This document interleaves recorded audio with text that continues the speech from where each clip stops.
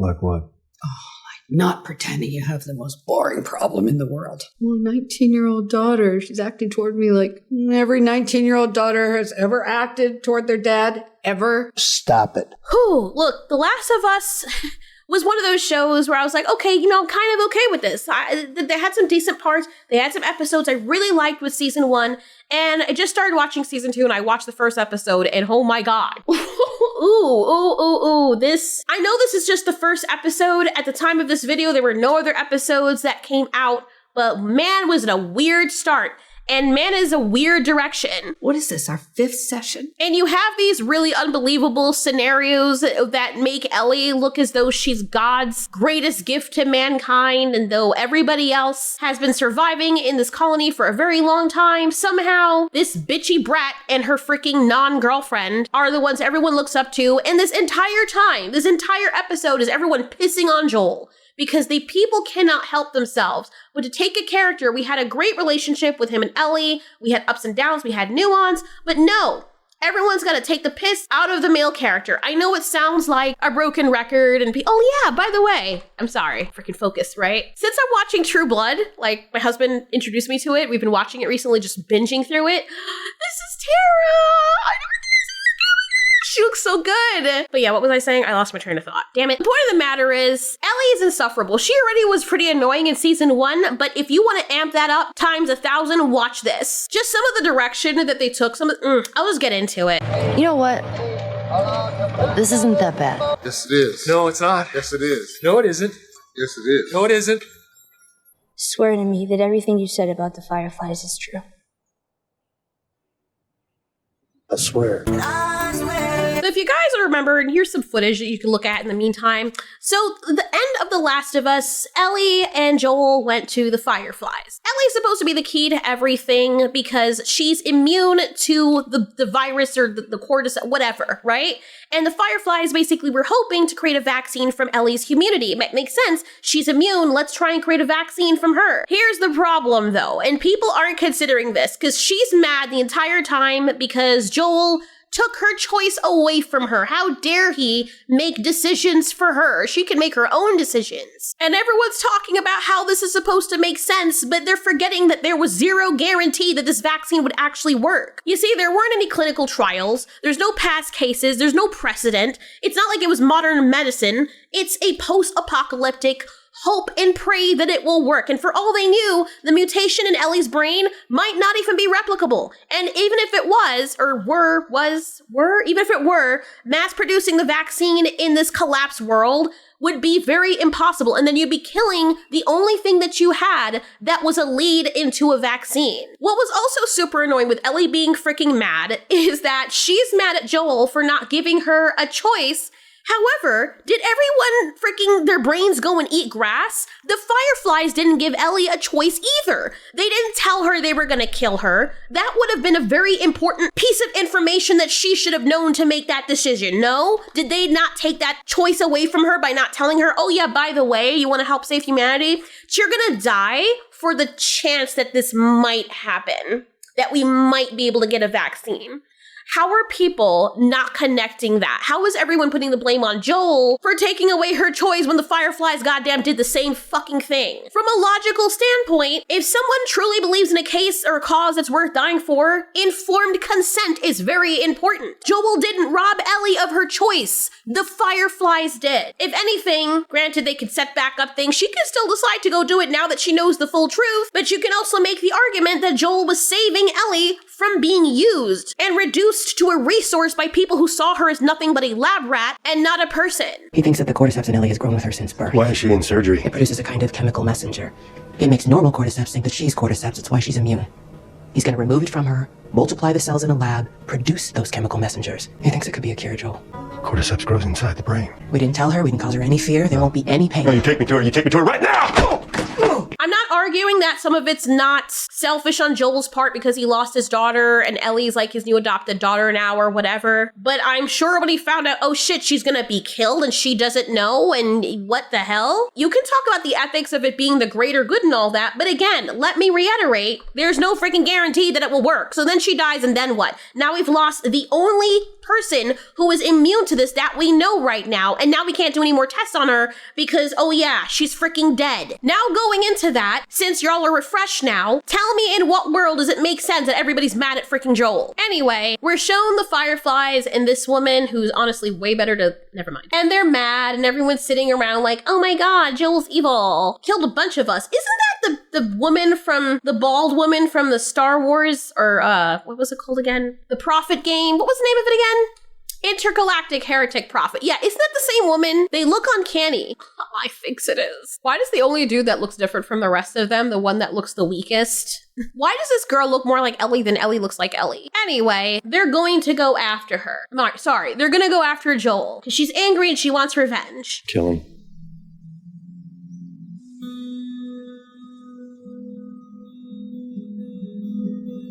It's been a long time for me. I'm so sorry. But them being all upset doesn't really track for me. If we actually knew the people, well, you know what? I didn't care enough. I really didn't care enough to even want to know why she's sad. I know a bunch of people died and they're mad, but I don't really understand like why she's angry. Of course, I know why she's angry, obviously.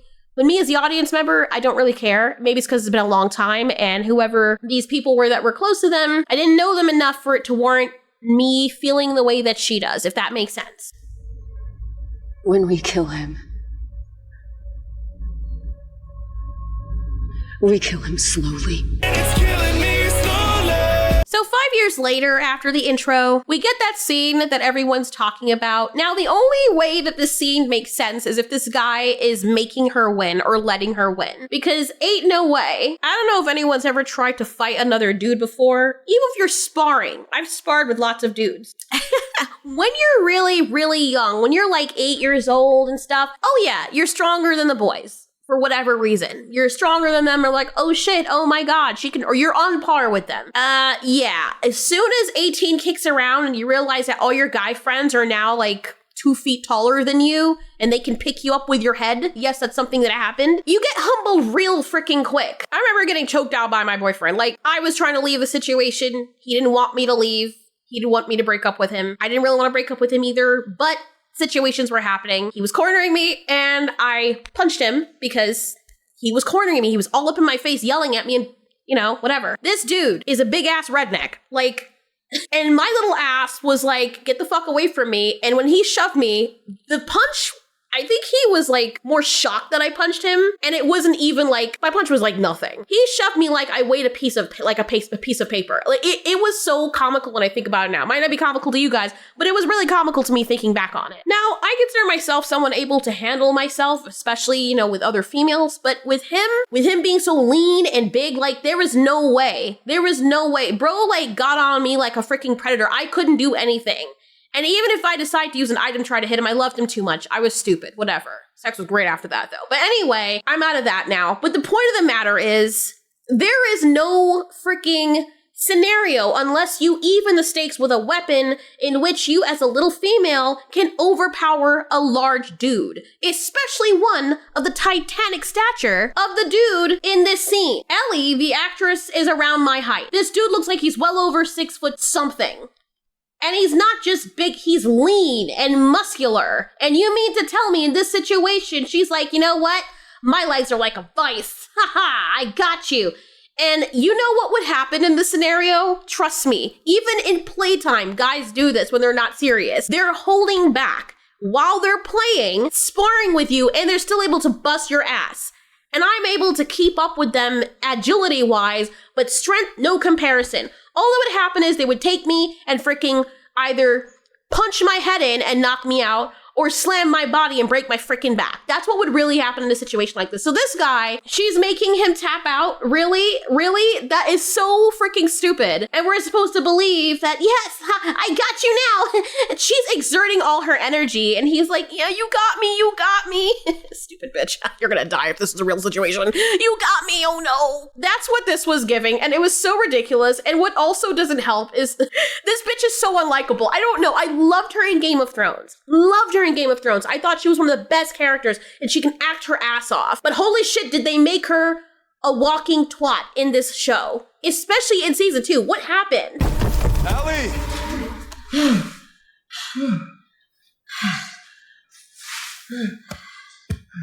Boom, motherfucker. Boom, motherfucker, you dumbass. I like that they showed up the post situation where, ew. I'm sorry. Oh my god, I'm so sorry. This is so freaking funny. This should be the thumbnail. Oh my god, that's why the thumbnail is that. This is, oh god, dude. I like how she's all like, yeah, check out the balls. I got you, bitch. And then she finds out later that the guy actually pulled his punch. The fuck are people who land a first hit on you? Square in the face, by the way. Well, I can obviously take a punch, so who cares? Fucking hard, by the way. I pulled it. You pulled it? Yeah, he pulled it. Why? Because I told him to. Why? Otherwise, he would have knocked you out. In your face, bitch! Because that's the reality of the situation. You would have gotten your neck broken. Just saying. There's a reason why us women need to carry. Because if we are in a situation with another dude and you're like, let me see what he's gonna do, because I don't want to hurt anyone. Look, I used to be like that too. You will get fucking killed. You will get chopped up and he'll be like, thank you for offering yourself as a willing and ready sacrifice. And you'll find each of your bodies in different parts of the freaking country. Don't do that again. Ugh. Now, she is right. If you're in a post-apocalyptic situation, you should be in a situation where you can replicate what would happen out there in real life so that what happened in season 1 doesn't happen again. But the only reason she's saying don't do that again is because he said that Joel would kill him. And she doesn't like Joel because Joel took away her decision to sacrifice. No, wait, he didn't. The Fireflies actually did that. I need everybody to remember that that's a thing that actually happened because everyone seems to have short-term memory. And this is coming from me, by the way. Is that the guy from Beef? The freaking hot guy that the woman was like, spit on it and he spat on it? It looks like him. I think it's him. Oh, there he is. Yep, it's him. I knew I recognized that face. I mean, he was like the best thing about the show. Sorry, Glenn was. I mean, not Glenn. Invincible. You know what I mean? Anyway, oh my god, Ellie's a badass. Everyone's afraid of her. Look at me with my big cojones. So this is Jackson, Wyoming, and look at this booming colony. It's beautiful. These guys open up a pipe, and the first thing I'm thinking when I see this is, ooh, vines, spores. Great way for them to get in. Foreshadowing, super obvious. Barely an inconvenience. Oh. So Joel's putting something together, just doing what Joel does. Hey. Hey, kiddo. Something go wrong out there? Well, the main lines are clay. I'll crack the shit full. So this is Dina, and we like Dina, right? I'm sorry, it's super hard to like anyone in the show except for Joel and the horses and, who else? His brother, the hot buff Asian dude, and I only like Tara because I'm watching True Blood right now, and I love Tara in that, so yeah. Anyway, she does the right thing and asks him to teach her how to do stuff, which they should be doing. They should be giving people classes on how to deal with certain things if they're using electricity. But my husband was also wondering how this guy is managing, even if they do have electricity, what they're using for electricity to run 2 space heaters, because that's crazy, and he can't be the only one doing it. He's obviously concerned about Ellie. She won't talk to him ever, and he said something kind of encouraging to Dina, and I don't like the way that Dina responds to him, because this is the reason why a lot of men don't even go to therapy, or people don't go to therapy in general. Maybe she didn't mean it this way, but the way it came across as if she, on top of everybody else, is trying to dog him for something he should be doing. I can't hold myself responsible for another person's emotional state. Are you in fucking therapy? Holy shit, you're seeing Gail? What is the big deal? Like, dude, that is not something you'd say to someone. I mean, by now, everyone should know his story about how he lost his daughter, about the stuff he went through out there with Ellie. Why would you be laughing about that, bitch? What is so fucking funny aside from your face? Anyway, she tells him it's gonna be okay, and at least she's the only person out of everybody else who's remotely nice to him, which is weird. Sick. It ain't the scope, it's the shooter. Yeah, because Ellie can see everything. Oh my god. So Joel's brother says this cluster of infected are probably coming out of Alpine, and he says he's taking her off of patrols, and she throws the biggest tantrum we have ever seen. Okay, not ever seen, but goodness gracious. In every situation, in every scene in this, Ellie is unlikable and full of herself and does not listen to authority, which, by the way, would not function very well in a community like this where your survival literally depends on that. Hey, watch. What? Why? Oh, because it's an important job? It's standing on a fucking fence. Okay, so that's not an important job, you stupid bitch. Standing on a fence and watching to make sure nothing gets in the colony is beneath you now? Jesus Christ, man. I can understand if we were in the modern world, there's bureaucracy and all that stuff, and you literally know that your job doesn't matter. But in this case, it literally matters, especially given what you've. Oh my god. I'm sorry. I'm gonna try and keep myself together. She's so unlikable. She's so insufferable. I freaking hate this character. Fence. He's concerned about you.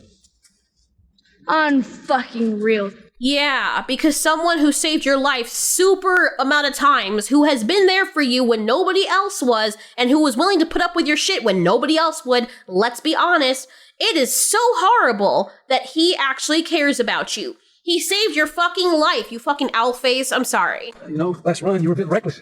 It was 2 runners and a clicker who barely had teeth. I handled it. Isn't that the job? You wandered off on your own, Ellie. We have rules for reasons. Please. Dina does this shit all the time. No one's putting her on the fucking fence. Maybe it's because Dina's been here longer than you and she's not as reckless as you. And if they did put Dina on the fence, would she then have an issue? What does it matter? You were reckless. You have a way hotter head than Dina does. Tommy, I'm an adult. He can't tell me what I can and can't do. No, but the authority can, you mook. You're in a colony that's not even your colony. You didn't build this place. These people let you in. The least you could do is adhere to the rules like everybody else has to do. What is her freaking issue? What is her major malfunction? Oh my god. Was the character always this annoying? She's 19 and it's like she's regressed in IQ and intelligence. Yeah, well, he can tell me. Look, I've been dealing with him my whole life. Sometimes, easier to just go along. I like Joel's brother, but what you should have done is say, especially knowing how she is, yeah, everybody wants you on the fence. The board wants you on the fence. How about that? How about you go on the fence because I told you to go on the fucking fence? That's how that should work. In every job, post-apocalyptic or pre, whatever, you have someone who is above you that gives you a set of instructions, especially in life and death situations. And you cannot follow basic instructions because you're above the job that everybody else gets. You shouldn't be punished. You shouldn't be held accountable for your actions that put everybody else at risk. Really? If it's easier, it's not fair. And by the way, you know I'm the one we should be least worried about when it comes to infected. Hey, no. Why is everyone trying to protect her? Let her go out there and get eaten, bro. She wants to. Let her. That's her decision, right? We're all talking about taking her decisions away from her. Let her go. Let her be fodder for the freaking clicking things. War, we don't talk about that. I got bit on my arm. Ellie, we don't talk about that. I got bit, everybody! I got bit! Hey! I'm immune! Whoa, hey! God, this is so cringe. And also something my husband brought up, this was probably their way of doing exposition for in case people forgot or didn't watch the previous episode, which I don't get people who watch second seasons, sorry, not episode, seasons, and they haven't watched the first ones. Like, I don't really understand why people do that, but there are some people who actually do that. Weird. But yes, let's just recap. She got bit, guys, on her arm. She's immune. There we go. Now we're up to speed. Woo! Jesus. Goddamn. I swear, you and my brother, same goddamn fucking person. Well, if we're the same person, you know you're not winning this. I don't know if you know your brother, dude, but your brother would not be doing that shit. Have you met your brother? Bro is an ISTJ. He's not doing that shit screaming at the top of his lung when it's something that could put you at risk. This whole scene was given— Dodson! We've got Dodson here! See, nobody cares. Yeah. Then she's all like, you're not winning this. Put me on patrol. I want it. And because I said I want it, I'm getting it. Give it to me now. Okay, you're the boss. Then he tells her, as long as you obey your captain, which we know she's not going to do, so they're just reinforcing the bad behavior. You're an adult, yet you act nothing like one. Where are your eyebrows?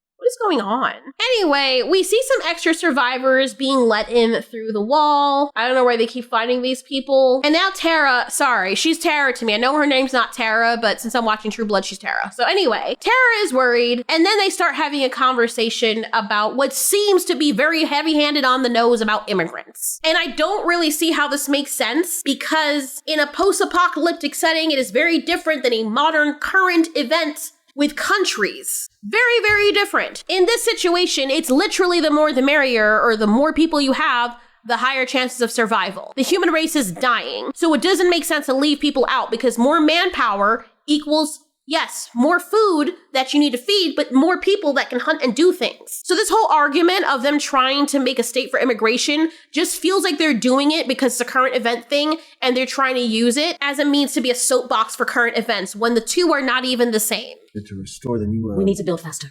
Faster? Sure, how much faster? See, we got this dial called the constructometer. Joel. The more you turn it, the faster we go. We're running out of space to put these people. Okay, on one hand, I understand what she's saying, but have the people help if you have the resources. If you don't have the resources, then maybe you should start expanding out, since you can do that, somewhere else. Have the people use their hands. You're not just taking survivors and having them sit down in a freaking hotel and giving them free money and food. You're telling them, okay, you want to be a part of our community? All hands on deck. You want houses? Build them your fucking self. There's the wood. There's the stuff. We might have to go out further yonder to get more lumber, but the more of you are in here, great, more hands, we can build up faster. That's what they should be doing. So this whole conversation shouldn't even be a conversation. Yeah, I noticed. Maybe your council stopped letting so many of them in. It's our council. When these people are fleeing collapse, settlements are fleeing infected. We're supposed to leave them out there? If this is a freaking political insertion, not the same thing. Humankind is dying. You literally need each other in this state of mind. It's not like a country that's already built up where there's overpopulation already and issues because of it. These people are all of the same culture. They're all in the same boat. They're all running from infected. So yes, they should let all the people in and not leave them out there with the clickers, because also the more people you leave out there is the more potential infected you will get, because people get turned. So having them all in the same spot will not only ensure that humankind will continue growing in their numbers, but also decrease the amount of casualties and potential infected out there that can infect humans. This whole dialogue felt like it was very out of place for this episode and for the show in general. Our lifeboat is swamped, yeah. We leave them out there. If I could, I'd let them all in. And I'm working every damn day and night to make more space, you know that. But you gotta look after your own first, or you're no good to anyone. Uncle Joel. Hey, buddy. What are those? Jesus, this scene was straight up painful to watch. Maybe it is a nitpick or whatever, but this little kid barges in like he's some NPC from a side quest or something and immediately points at the random object. Like, bro, you didn't even look around the damn room. Look at him. He just walks in, like, as soon as he comes in. What's that? It's not even that the kid's acting is bad in a cute way. It's just weird. It felt like the director was like, okay, Timmy, walk in, point there, and say your line. And the kid just robot walked in right from off screen. Look at him. Zero curiosity in his eyes. Finger already locked and loaded and is like, what's up, Uncle Joel? Boop. Gotta say my lines before I forget them and they fly out my ears. What's that? Dude just comes in, takes 2 steps, and just happens to immediately point directly at the most plot important object in the scene. Look, I'm not expecting an Oscar tier performance from a kid every time, but Jesus Christ, there are YouTube kids out there doing better at pretend play than this. Give the child a beat to look around or say hello to his uncle and then look down. That's what most kids do. Give him some time to wonder and act like a freaking human being, like an actual reaction. Instead, we get this stiff, awkward moment that completely breaks the immersion, like a freaking brick being hurled through a freaking glass window. What's that, Uncle Joel? Freaking Joel over here starts turning into fucking Google Maps, talking about, oh, here's where we do this, here's where we take our shit, and here's where we eat the deer. Okay, we're looking at maps. See? This is where we live. And what's that? The fence. And what's inside? People. Seriously. It's not the kid's fault. It's so, you know what? Instead of actually showing us the town, the environment, you know, letting us feel it through establishing shots, you know, that thing that people used to use, or even Joel or someone walking through the space. Nope. We get a finger point and a monologue. This is one of the other lazy ways that they do exposition in the show. It's like the writers were all like, ugh, work? What is that? Like, we can't be bothered to write a scene with movement and visuals. Let's take a break and just have Joel explain it while sitting on his ass. Seriously, people, it's not a damn podcast. It's a visual medium. Use it. Yeah. I miss you, boy. Hey. Dinner. Infected. What, by yourself? Huh? Yeah. I gotta go. Joel, you were a refugee too. What? I am so sorry, but it just felt like that line was clearly just jammed in there to mimic some modern real-world refugee migration conversation. But as I've said before, in this specific context of the show, it doesn't make sense.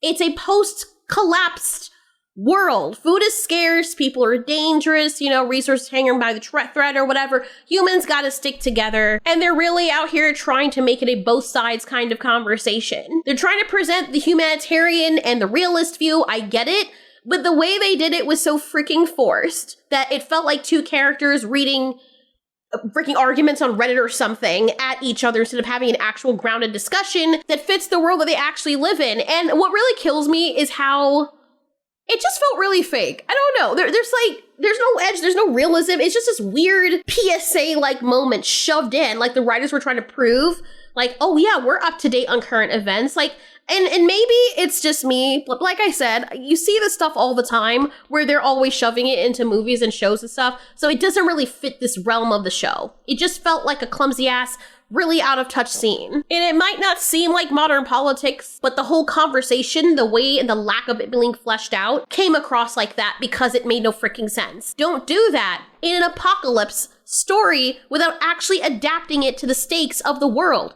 Make it fit. Otherwise, you just come off sounding like you're in this weird, bad school play version of morality. You were a refugee too. Yeah, Pops. Don't forget your place. And let's play devil's advocate for a second with Joel, even though his logic doesn't make sense. But that's only if we're throwing out all the logic. Him and Ellie coming in was not the same situation at all. Joel and Ellie didn't roll in with a whole bus full of random ass people. And like, where are they getting all these people? Where are they going? Like, where are they coming from? It was only Ellie and Joel that showed up, maybe sparse people here and there. There was balance. The place had resources. It had structure. It worked because there was the right amount of resources to the right amount of people. So I don't think from his perspective he's being cruel, he's just being overly logical. You let too many people in, you run out of food. Medicine, space. It's also weird how Tara's brilliant solutions like, build faster! Just build faster! Girl, what? In the snow? What is it, Sims?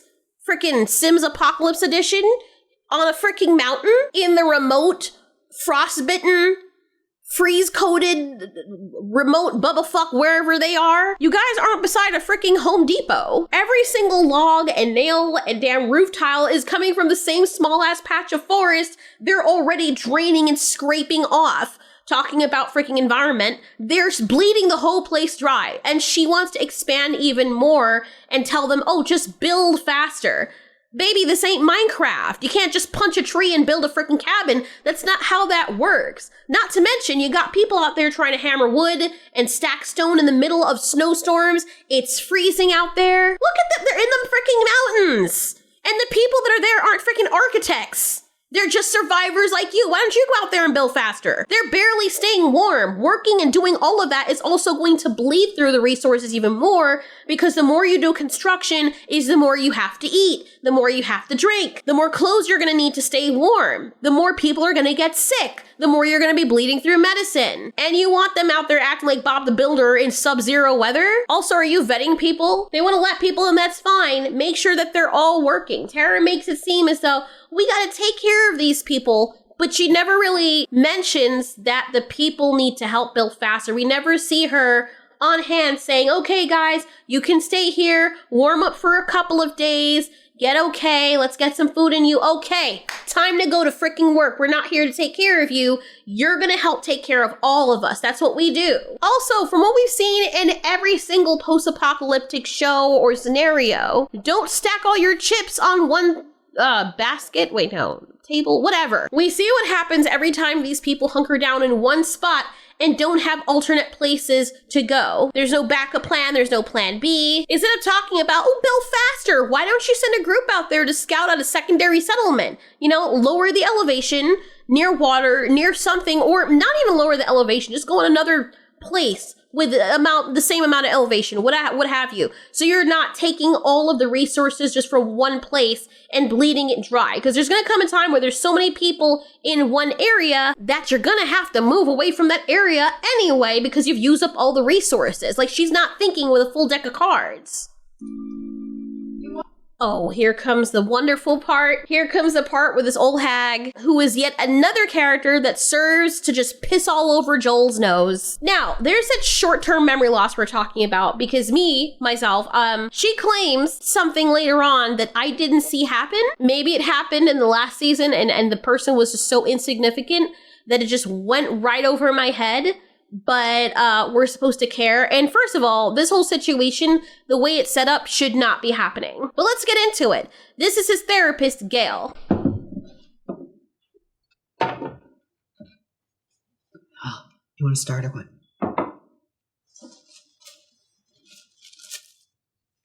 Payment in weed. Interesting. That's something that's pretty expensive, I'm guessing. Didn't know psychiatrists were allowed to drink in these things.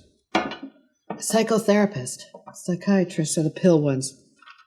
And no, we're not allowed to drink in these things, but I woke up this morning feeling sad. Right off the bat, this would have been my cue to get the hell out of here.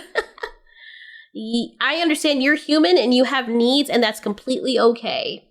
Don't think you're in the right headspace, though, to help me with my headspace issues. But she goes into how, first of all, I don't remember ever seeing this woman before, but her immediate introduction to me is, my problem is way bigger than your problem, and everything is your fault. It's my first birthday without my husband in 41 years. Imagine going to a psychotherapist and she trauma dumps on you. It's very sad for her, and I understand, but then, miss, why are you here? Why are you doing this? You deserve a day off. You cannot help people when you're in a situation or in a mindset that is not conducive to helping other people. And what you serve to do right now is to just trauma dump on them. So just in case people didn't know, the psychiatrist is like the medical doctor. You know, they went to med school for that. Brain chemistry, can diagnose mental illness, they prescribe medication, antidepressants, all that stuff. So they're focused more on the biological and neurological side of mental health. Psychotherapists are the ones that talk to you and do the deep dive and help you unpack all your trauma. They dig into your whole emotional mess and try to help you put it all back together. That's the therapy session stuff. So she's here to sit and talk with people, which is something that they should just learn to do with each other, but whatever.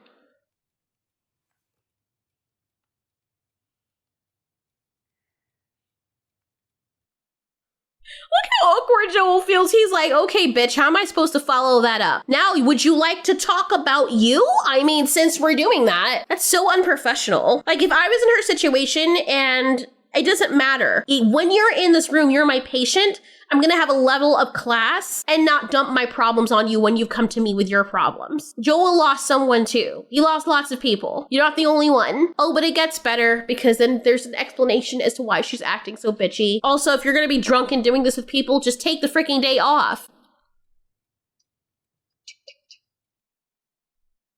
Did she just rush him? Oh my god. You probably are all wondering why I'm losing my shit over stuff that might not seem like a big deal to you, but here's why. We're in this era, or at the time of this video, we were in this era or point in a lot of modern shows, especially ones trying very hard to be serious or progressive or whatever, where every single female character, every single one, is either insufferable, or they're boring, or they're unlikable. Like, they're not strong, not flawed, but interesting, not morally great. No, they're just plain freaking miserable to watch. Either they're bitchy for no reason, they're cold to the point of parody, or they're so freaking boring that you're yawning every time they come on screen, or if someone just mentions their name. Like Ellie, this season, she's acting like Joel personally killed her parents or something. And the disrespect, the attitude, the way she treats him like he's some loser dragging her down. Like, girl, he literally saved your life multiple times, you stupid asshole. He sacrificed everything for you, and she's out here acting like he's a burden she has to tolerate. Why? Because he didn't let you die on an operating table, which is something that would have been against your will, that you had no knowledge these people were trying to do to you? Like, that whole cold shoulder routine that's going on for 5 years, that is not warranted. I'm sorry. Then you have this bitchy ass therapist character they introduced. Like, at least I don't remember ever seeing her before. Maybe she was that unlikable or boring that it doesn't warrant my brain marking her down as an important piece of furniture in the show. But she's instantly treating Joel like this, rushing him like she's got somewhere better to be. Like, excuse me, he paid you a whole ass bag of weed. That's weed, right? I'm guessing it is. You're in the damn apocalypse, bro. Like, that's good currency right there. Other people would kill for that. If he wants to sit there in silence for 20 minutes, guess what? That's your job. But no, she comes in acting like she's better than him. She's condescending. She's impatient. She's dismissive and just freaking annoying. And it's not just her. It's every woman in the show so far. It's either just really freaking unlikable, or they're just monsters. Like, there's no nuance. There's no emotional depth. It's just this constant attitude or detachment in a way that doesn't make them seem human. It almost low-key feels like the writers hate women and that's how they see us or something. Like, we're all these nasty, bitchy whores, you know, that just can't stand anyone. Like, what in the world? Do you have a problem against women? Why do they all write them like this? They're trying to cosplay like they're feminists, by giving all the female characters this attitude that makes them look disgusting and worse than all the men in the show. Why? And then people are out there, yes, slay. No, bitch, don't you understand what they're doing? They're making us look bad. It's like those freaking mean girls in school where they'll laugh in your face and do something nice for you, and everyone's laughing at you because you don't realize they put something on the back of your skirt. Shouldn't have to say this, but when every single female character is written like a walking bad mood with zero charisma and a dick up their ass that they don't want there, that is not empowering. It comes off like you don't know how to write women at all, unless they're scowling and nasty and disgusting to everyone around them. It's very insulting to women. So Joel is pouring his heart out, which is something he doesn't do with just anyone. And he says that he's trying to say hello to Ellie. She acts like she couldn't be bothered. She doesn't say hello. She's like a stranger to him. I'll let you hear him say it and look at her response to him and tell me if this is warranted given what we know about Joel. This whole, I feel like I'm repeating myself, and I know I am, but that's how annoying it is. I'm like a stranger, some asshole. Even Dina asked me today, what's wrong with her? I mean, everyone can tell. Now that one treats me like a human being. She talks to me, says hello, gives me a smile, looks up to me, makes me feel like I'm a good... Already you can see this freaking cake-faced asshole closing her book like, oh boy, I'm gonna have to teach this man to stay in his place. Look, she's just itching. If I see someone acting like this towards me when I'm speaking with them, I'm gonna close down immediately. A guy, which I am. See, Dina understands me, like she's my kid or something. But she's not. Neither is Ellie. He knows that, the Crypt Creeper. Sorry, that was mean. Sorry, he knows that, Grandma. Tell you what. Let's try something different. Like what? Oh, like not pretending you have the most boring problem in the world. Well, 19-year-old daughter, she's acting toward me like every 19-year-old daughter has ever acted toward their dad, ever. Speak for yourself, nasty freaking yuck mouth. I never treated my father like that, ever. Even if I was mad at my daddy, it would not last very long because he's my dad and I can't stand being mad at him because I love him. For 5 years, that bitch is acting like that towards Joel after he saved her, multiple times, mind you. It was all her. She fought like hell to get here. She would have been dead on day one. Now, if he had left her ass back there, people would have been like, why didn't you help her, Joel? But he helped her. He helped her, put his life on the line to help her, almost freaking died. She's 19. She's not 12. She's a grown-ass woman. And what 19-year-old acts like that to their father? What world did you grow up in where your kids treat you like that? Maybe you deserved it because that's the way you raised them, or maybe you didn't raise them at all. That's why your husband's dead, dumbass. What is this, our 5th session? Are you just gonna keep grouching on like this every time? Aren't you supposed to be validating me or something? Oh, yeah, actually I am. But I'm not gonna do it anymore. Because you're lying to me, and it's exhausting. Yes, you are, Joel. Yes, you are.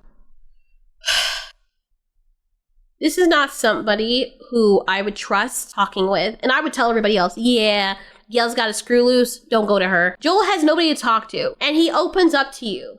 And yes, you might know he's lying, but your job as a psychotherapist is to try and get through to him, not shame him and stomp down in his neck because you have your own issues you're trying to project on him. This woman is disgusting. Like, this is how the writers see women, by the way. And maybe they're not wrong because maybe the circle or the class of women they surround themselves with, this is all they had to go off of, to build their canvas out of, which is actually pretty freaking depressing. No wonder Hollywood's messed up. I've done this long enough to know when somebody is leaving something out, and you are definitely leaving something out. And you want me to validate that?